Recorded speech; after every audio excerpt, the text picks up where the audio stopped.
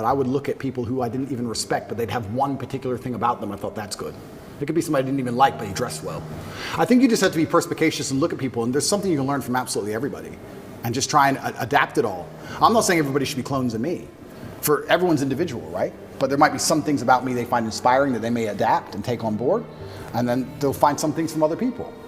But learning to speak is something I understood from a very young age how important that would be. That's a superpower. Imagine the 20-year-old that's watching this that's saying, no, Tate, don't give me the answer for anybody can create, can contribute to society. I'm not that guy. Talk to me like I'm one in a million. What should I do? What angle should I go? Okay, so first things first, you need to be worthy of respect. And you're going to be worthy of respect through having things which are difficult to acquire. So first things first, the basic things, you need to be very focused on trying to make money, because people listen to you when you have money. They just do. Secondly, you need to be in fantastic physical condition, because when you're in fantastic physical condition, it cannot be bought. It must be earned, and people know that. When you're in, I don't know about you, if someone walked in to sell me something and they were obese, I would not trust them the same as if they were in fantastic physical shape. Because I'd say, I don't think you have dedication and heart. I don't think there's something about you that I just wouldn't trust you the same. So fantastic physical condition and money is the first thing. The second thing, whatever your ideas are, you need to learn how to communicate them. Speaking is a superpower in and of itself. You need to become a fantastic communicator. You need to be comfortable in all realms of communication. You need to be persuasive. You need to be comfortable arguing. You need to be good at debating. There's a lot of people out there in the world who have ideas that they can't even project into somebody else's mind. How are you gonna rule the world with that? How are you gonna get your ideas out there and make an influence if you can't make other people understand exactly what you think? That's the first thing. Second thing, once they understand exactly what you think, you need to make them agree with what you think. These are two different skills. Must be practiced and must be learned. If you're 20 years old and you want to change the world, you need to be having endless debates, endless, without resorting to name calling, not on Twitter like a dummy, in person.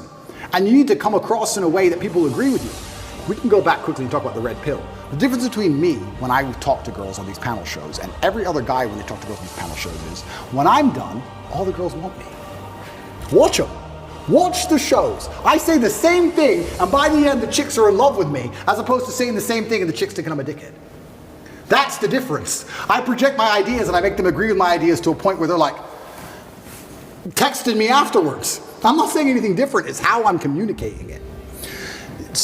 You can catch more flies with honey than hurting people sometimes. So you need to be good at everything. You need to have a Swiss Army knife of tools. I know when to be intimidating or aggressive. I know when to come across as obtuse. I know when to come across as exceptionally open-minded and easy to understand. I know when to come across as understanding. I know all these things. This all has to be practiced.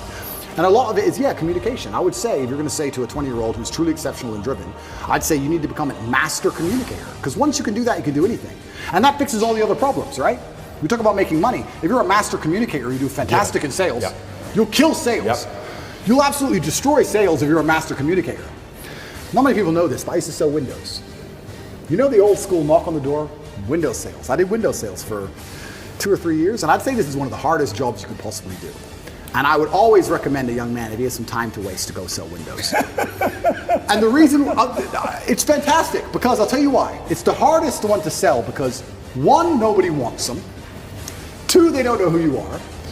And 3, even if you convince them that they need windows, after them not knowing who you are, then they go to all your competitors and then it becomes a price war. It's a nightmare. It's the hardest sales job. If you're selling a Lambo, at least they want the Lambo, right? Nobody wants glass and plastic. They already have windows. So you gotta find a way to sell them these windows. How do you do that? And that's where all this master communication comes in.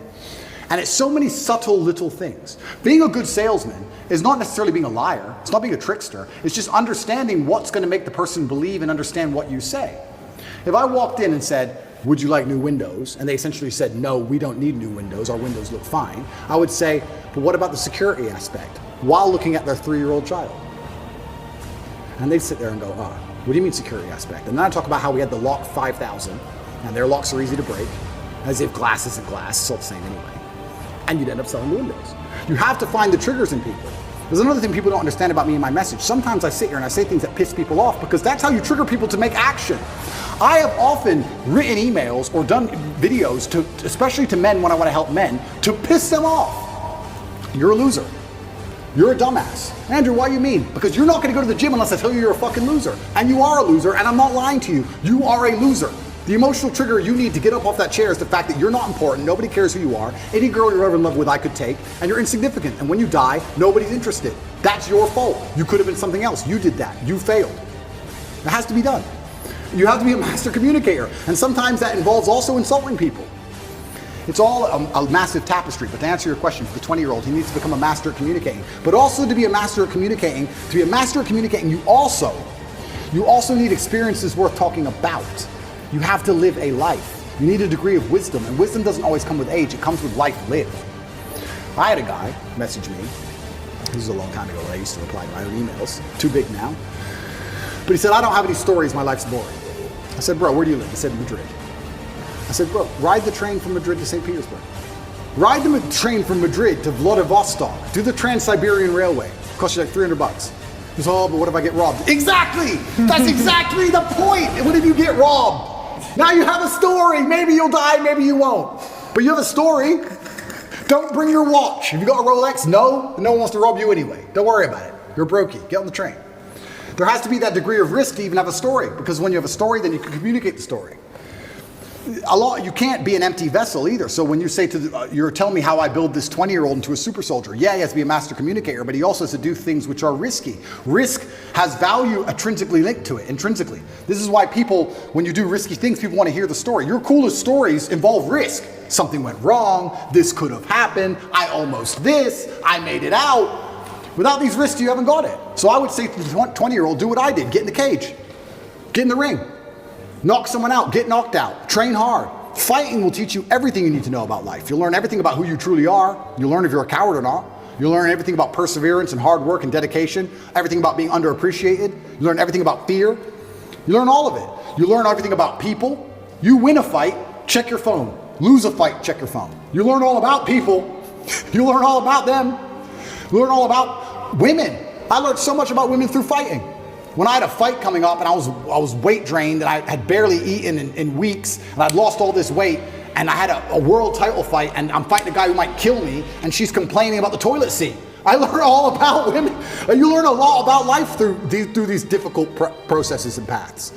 And there used to be for men like a rite of passage. In most societies, you had to go through something to become a man, from a boy to a man. But that thing was always difficult. It's always been difficult. Now you have to self-induce it, self-inflict it. But if you're going to be a boy and never bring on that self-inflicted rite of passage, how are you going to ever become a man? It's great feedback.